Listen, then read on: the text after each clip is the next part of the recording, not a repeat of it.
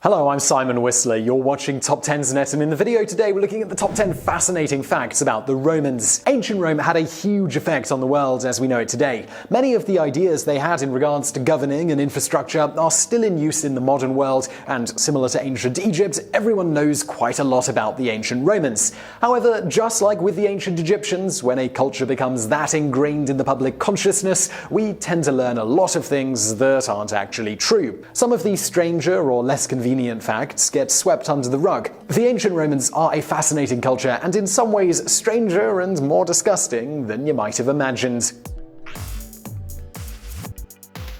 Number 10. Christians weren't fed to lions, and many tales of martyrdom were exaggerated. One of the most popularly told tales of the Romans is how they fed the Christians to the lions for having the audacity to start a new religion and do their own thing. This has been recounted in so much popular culture it is staggering, and at this point it may be impossible to remove it from the public mindset. The sad part here is that it is incredibly untrue, but the untruth has become so ingrained that it may as well be a fact to most people. Not only are the stories about feeding Christians to lions without any real basis, but many scholars argue that there is no real proof for the kind of sustained and targeted persecution that many later Christian writers would put forth. There were truthfully only a handful of scattered years where Christians were ever targeted specifically at all, and many of the more colourful accounts of martyrdom are completely impossible to verify, and there is good reason to believe many of the stories were exaggerated.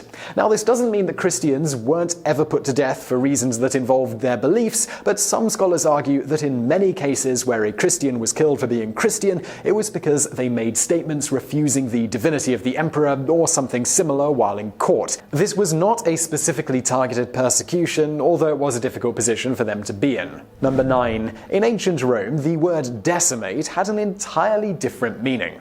When we use the word decimate today, we mean to destroy something really badly, often completely or entirely.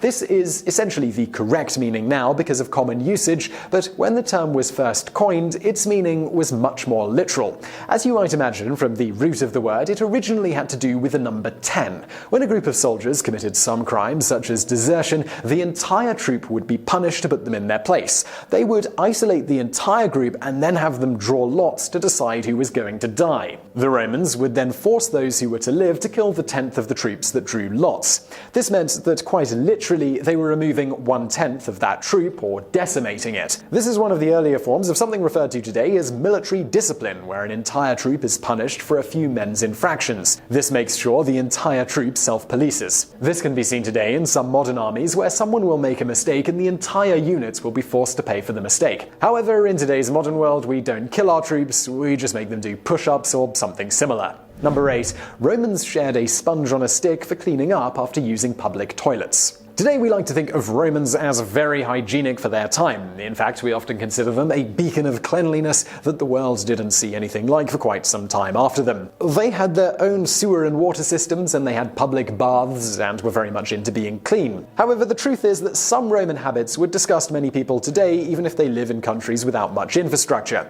For example, their public bathrooms were an absolute horror show. It wasn't uncommon for giant rats to emerge out of the sewers, and because they contained a lot of gas, fires often erupted. To make matters worse, the Romans at public toilets shared a single sponge on a stick that they used to clean up after using the bathroom. They would use the sponge on a stick to wipe themselves up, rinse it, and then leave it for the next person to use. Most people today would be absolutely disgusted by the thought of using a sponge to clean themselves that a bunch of random people had also used. And while people think they were clean, the Romans didn't actually bathe traditionally per se. Instead, they would cover themselves in various oils and then scrape that oil off with an instrument called a strigil. Number 7. The Romans invented an early form of concrete. The Romans did an incredible amount of building, and their gigantic structures, as well as their infrastructure such as the aqueducts, are one of the things that they are famous for. One of the biggest reasons we still talk about their buildings so much is because so many of them have managed to withstand the test of time. They managed this by using an early form of concrete, something that was essentially unheard of at that time in history. On top of all of that, once the Roman Empire fell, the knowledge was lost, and concrete was was basically rediscovered much later on. However, that doesn't mean that Roman concrete is the same as modern-day concrete. Modern concrete is actually 10 times the strength of Roman concrete. However, the concrete they had back in the day was still an incredible achievement. Their concrete might have been weaker, but it had advantages that ours doesn't. Due to being made with volcanic ash, it actually performs way better against erosion, specifically from water, something that modern concrete does not deal very well with. This has allowed their buildings to withstand the test of time for generations of tourists to continue to explore and be fascinated by. Number 6. The Romans drove a birth control plant to extinction. Back in the day, the Romans were known for their love of sex, and they definitely wouldn't have denied it. There was a plant called silphium, which they greatly prized because they believed that it could act as a method of birth control. It could only be grown wild, and attempts to put a quota on the harvest failed miserably due to how ridiculously popular the plant became. It was soon worth an incredible amount of money, and before too many years, the Romans had managed to lust their way to the extinction of the entire plant. However, some today do wonder if it really worked. The problem is that there is no real way to be actually sure. The plant has gone extinct, so we can't really check samples, and there were plenty of dubious medical cures in ancient Rome, so this simply could have been one of them. However, some experts believe it could have had abortion-inducing effects, which mean all the men taking it would have been wasting their time with the plant. However, whether it worked or not is hardly important. The truth is that just thinking it had the effect was enough. The Romans loved consequence-free sex, so they drove the plant to extinction.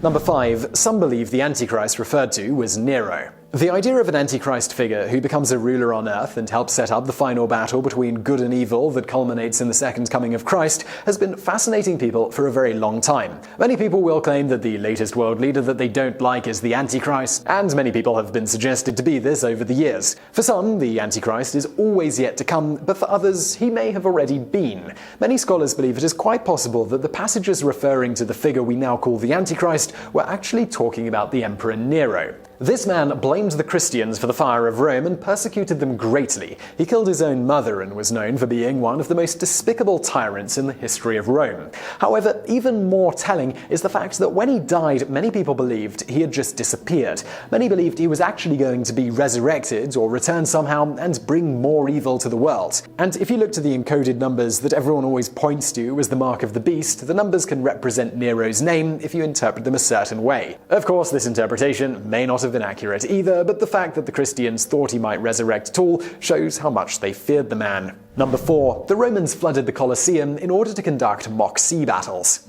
The Romans were a culture that liked to do things on a very grand scale, and they certainly kept true to this when they reenacted battles. Specifically, they decided they wanted to reenact large-scale naval battles, so they would dig out huge trenches in the ground, make artificial lakes, and then fill them with soldiers and rowers carrying out the various parts of the battle. In order to make it as realistic as possible, prisoners and captured soldiers would likely be forced to fight to the death as part of these mock battles. These forms of entertainment were very popular, but due to the incredible expense, they were only done on special occasions. Many people were not sure at first if the Colosseum was used for these spectacles, as it was hard to find physical evidence, and it seemed like the structure would not support it. However, it turns out that the Colosseum could have supported being flooded for such a purpose. They just would have had to use smaller ships. And while there is little physical evidence, there are plenty of written sources that point to the Colosseum being used at least a few times for this purpose. The Romans were always about going as big and as all-out as possible, and their theatre was some of the most advanced and realistic you would find anywhere. For example, today we stick with pretending to kill people when putting on a show. Number 3. The very strange lives of ancient Rome's Vestal Virgins. The Romans were very religious and very superstitious, and had many different gods. One of the more important gods was called Vesta, a great goddess of fire. They believed that as long as her fire was kept burning, Rome as a civilization would endure for the ages. To this extent, they decided they needed well-trained and well-disciplined people to keep the fire burning always, in order to make sure that Rome remained. For some reason, they decided that the best way to accomplish this would be to appoint 6 young girls at a time who would remain virgins as long as they remained in their position.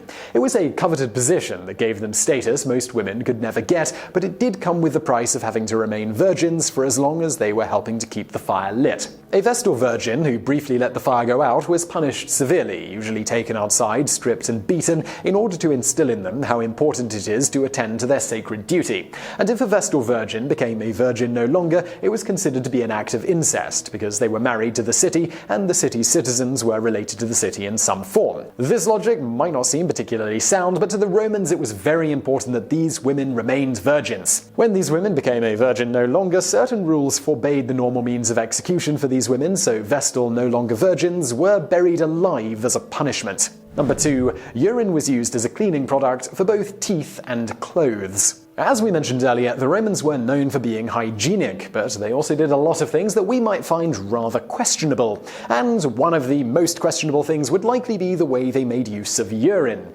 Now, urine is mostly ammonia, so it can be used in cleaning products, and ammonia does have cleaning properties, but the difference is that today we are essentially processing it, which keeps out the stuff we don't need. Back in the day, Romans would use urine in order to whiten their teeth, and also in order to clean clothes. Urine would be collected throughout the day and then diluted with water somewhat and poured over clothes. The launderer would then stomp on them to sort of simulate the workings of how a washing machine works today. While it may have worked somewhat in cleaning the clothes, we really don't want to imagine what they smelled like. However, it's very likely the Romans would have been used to the smell, or perhaps would have used various oils or other perfumes to hide it. Also, as we mentioned, they didn't clean in the traditional sense to begin with, and instead oiled themselves up and then scraped off the excess.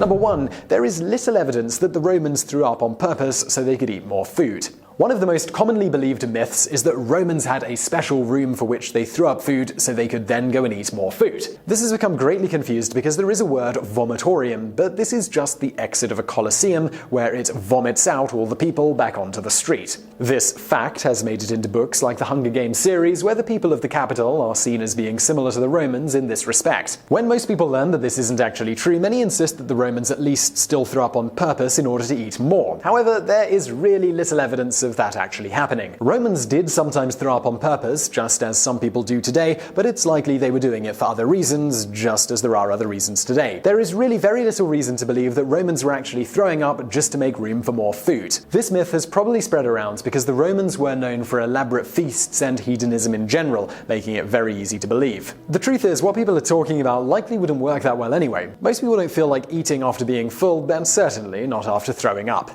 So I really hope you found that video interesting. If you did, please do give us a thumbs up below, and don't forget to subscribe if you haven't already for brand new videos just like this every day of the week. Also over there on the right, a couple of other videos that you might enjoy if you enjoyed this one, and thank you for watching.